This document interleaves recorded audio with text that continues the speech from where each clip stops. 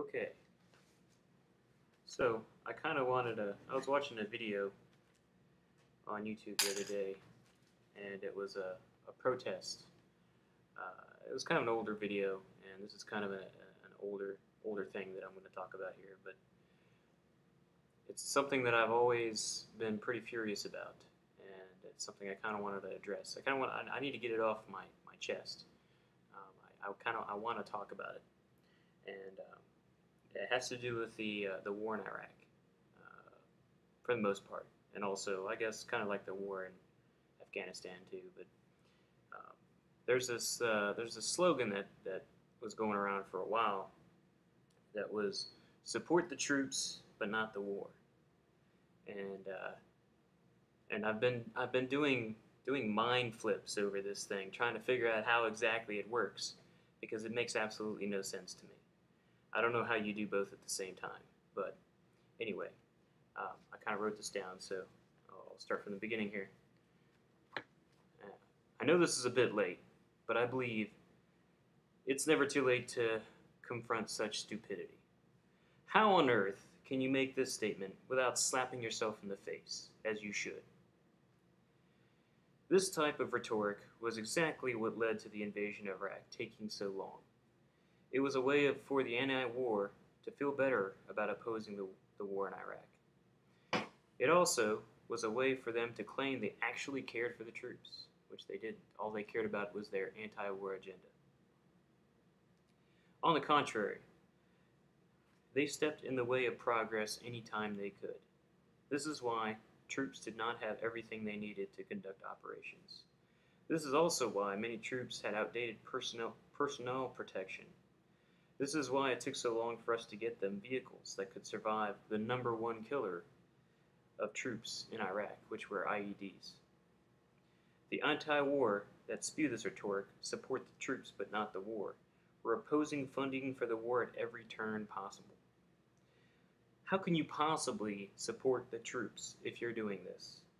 By having them drive around in Humvees that are not protected by the very #1 thing that was killing them over there at the time.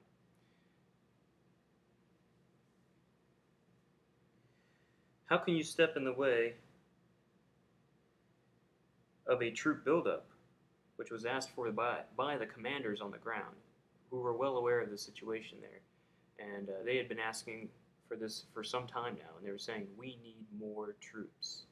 But the anti-war American public were like, no, you've got all you're going to get. We're not sparing one more troop's life for this cause.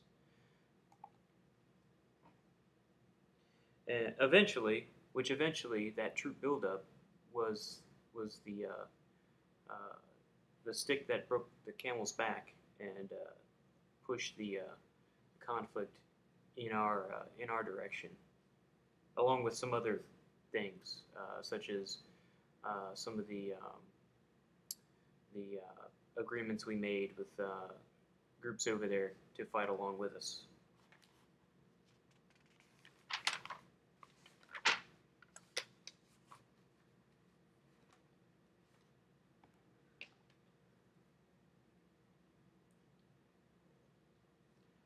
I go on to say, this simple rhetoric actually lengthened the war, which in turn killed more Americans, which in turn costed more money. I am sure you're proud of yourselves, and I'm sure those fighting who set those roadside explosives that killed our troops are proud that you're proud of yourselves for stepping in the way of funding as long as possible. You are all tools. Yes, tools. Tools of the anti-war agenda. Congratulations. And another thing, stop claiming to know the allegiance and beliefs of those who died while fighting in Iraq. I can't stand it when people protest based on how many Americans have died there. Don't pretend to speak on the behalf of those who have signed up during a time of war, knowing what they were getting into. If you're a military member and you signed up within the last 15 years, then you knew what you were getting into. And there's no sidestepping that. You can't argue your way out of that. Uh, yeah, okay, education benefits, you've got all these other benefits, but you have to pay for them. And you signed up during a time of war, and that's the reason why those benefits exist. It's because of the time in which you signed up. So when these anti-war people uh, claim that they know little Johnny went to war and died, and it was a worthless death. They claim to know this person's willingness to join. Um, little Johnny freaking joined during a time of war. Uh, join the military. There's plenty of other jobs you can go and do. You don't have to join the military. If you join the military, you are directly or indirectly supporting what we're doing overseas, whether that be Iraq, Afghanistan, Africa, or anywhere else in the world.